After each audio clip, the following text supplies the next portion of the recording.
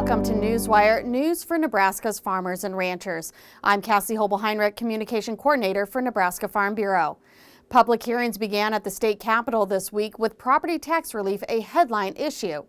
Senators heard testimony on the first of several proposals to address the issue. We hear from Nebraska Farm Bureau President Mark McHargue in an update from the Capitol.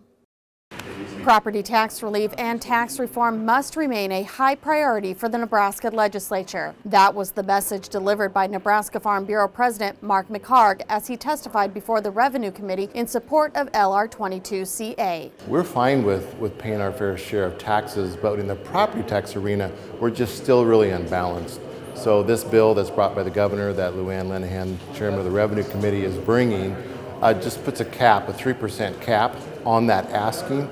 We think that's a reasonable place to start, really, in the conversation as we think about property taxes this year. The proposed constitutional amendment would limit the amount of property taxes that could be collected by K-12 schools, counties, community colleges, and other local political subdivisions. A subdivision could exceed that, but only if their voters approve it. LR 22CA is one of several legislative measures that keeps the door open for the much-needed discussion about how to tackle the imbalance of the current tax system. There will be a number of bills that we come in and weigh in on, and specifically, again, the message is going to be how do a number of the other bills help fill in the picture, put the different pieces together so that we can really do a more holistic reform to our tax structure. McHargue emphasized the big picture during his testimony, saying it's vital to continue to work towards reforms that better balance the way state priorities like education are funded, while enacting a tax structure that invites growth opportunities not just for farmers and ranchers, but for all Nebraskans. I just want our members to know that I'm going to be down here at the Capitol working hard for them, for the things that they really value.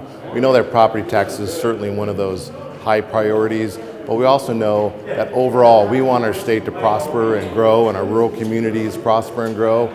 So we're going to be for a number of things that kind of help fill that whole picture out for the prosperity of Nebraska farm and ranch families. If approved by the legislature, LR 22CA would go before voters during the 2022 general election.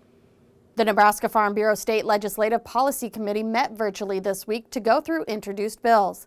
The committee will provide a report with position recommendations to the Nebraska Farm Bureau Board of Directors. For more stories like this, visit NEFB.org and follow us on Facebook and Twitter. Thanks for watching this week's Newswire.